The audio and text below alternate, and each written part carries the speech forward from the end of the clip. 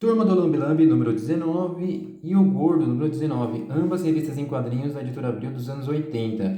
Fora a numeração que é parecida, outra coisa que se iguala aqui nas revistas são as trajetórias dos seus criadores, Daniel Azulay e Eli Barbosa, com O Gordo aqui no caso. As coisas parecidas entre esses dois criadores é que nos anos 70 e 80 eles eram voltados suas criações para o público infantil. Também tiveram programas infantis, ambos na TV Bandeirantes, nos anos 80. Aqui, referente à Turma do Lambi Lambi, do Daniel Azulay, esse criador eu conheci a partir da divulgação de sua morte, lá nos anos de 2020. Um dos primeiros casos ali que eu tive conhecimento de algum conhecido famoso que faleceu devido à Covid, naquela época lá. A partir daí eu comecei a conhecer a sua trajetória, as suas criações e admirar esse criador devido a toda a sua criação, no caso, né? A Turma do Lambi Lambi, aqui nessa revista, foram 20 edições. A primeira em maio de 82 e a última em março de 84. Esta, no caso, é de janeiro de 84. São 36 páginas. Nessa revista são 3 histórias. Essas histórias, que no caso aqui a primeira tem o título Enigma das Pirâmides, tem muita coisa parecida. Ela lembra muito as histórias da Disney, Tio Patinhas, Mickey, Donald. E as imagens é muito... Você vê o capricho da edição comparada com outras coisas que haviam na época ou nas décadas seguintes. É agradável a leitura, remetendo muito a isso mesmo que eu falei, as criações da Disney, a produção melhor no caso, né? E de que outras coisas que eu já vi e a gente já passou pela nossa trajetória, aí, tanto nas décadas passadas e tal. E também porque quem produziu essas revistas foram próprios produtores e criadores, desenhistas que desenhavam as revistas da Disney nesse período aqui. Então, explicado aí a similaridade também com essas histórias, no caso. Enigma da Pirâmide gira em torno aqui da Turma do Lambi Lambi. Tem o professor Pirajara, que é um inteligente da turma, e eles acabam indo atrás de alguma coisa, um artefato aí, que eles vão atrás, fazer uma expedição, atrás dessa situação aí, que seria ter um safari citado aqui.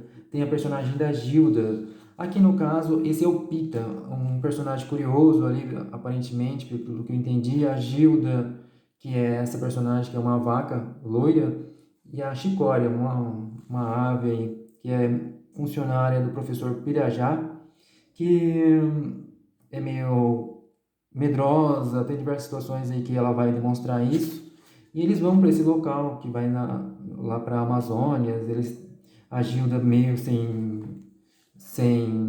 noção, querendo levar um monte de coisa. Esse personagem chama Mufafa, ele é tipo um namorado da Gilda.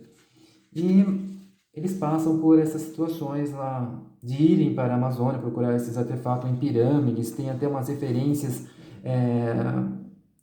que é interessante, que tem esse contexto aí também da história, que é citado que as pirâmides eram no Egito, mas também haviam pirâmides na América do Sul, na Venezuela, com os maias, essas outras civilizações.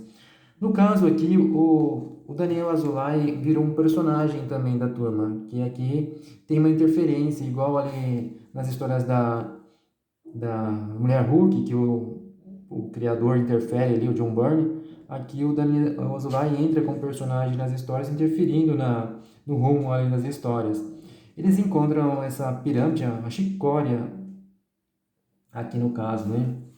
E acaba sem querer entrando dentro dessa pirâmide, que é um buraco que ela acha lá, e o resto da turma está em outro local. Ela pede ali a ajuda do Daniel, porque ela não entende nada naquelas escrituras e etc. Passa ali um sufoco dentro daquela... Tem até pessoas ali dentro, né, que cultuam os deuses deles lá, e gira em torno disso. Ela consegue escapar, mas ela bate a cabeça e passa mal, mas o pessoal decide ir embora e não sabendo de fato que ela teve contato com essa civilização ali perdida e eles não tendo concretizado o objetivo ali.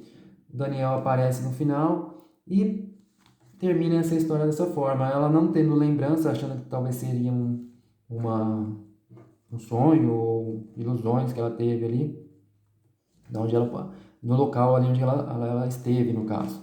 Aqui é uma propaganda dos produtos do Daniel Azulay, uma imagem dele. Pelo que eu entendi, na época tinha diversos produtos, né? Show de teatro, etc. Aqui é uma história protagonizada por esse personagem chamado Tristinho. Esse personagem aqui, o título é Babá de Macaca. No caso aqui, o Daniel tinha vários personagens inspirados em personagens de circo. Como eu fiquei sabendo, ele gostava muito de circo e tal.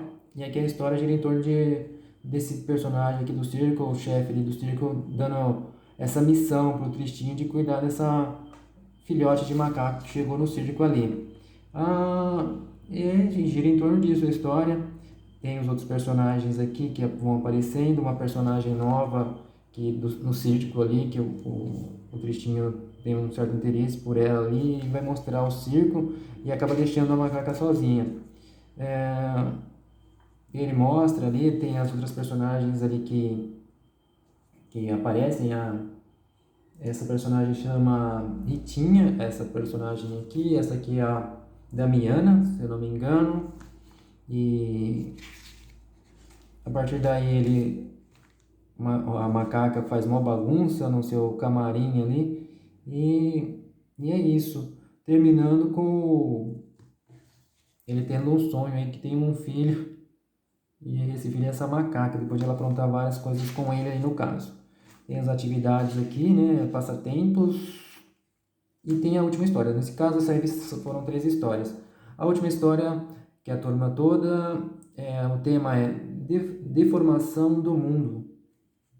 Aqui, essa história gira em torno do professor falando da cultura grega e a trajetória igual à Bíblia, que conta da história da criação do mundo. Aqui ele fala da história da criação, da visão dos gregos, né, da mitologia grega.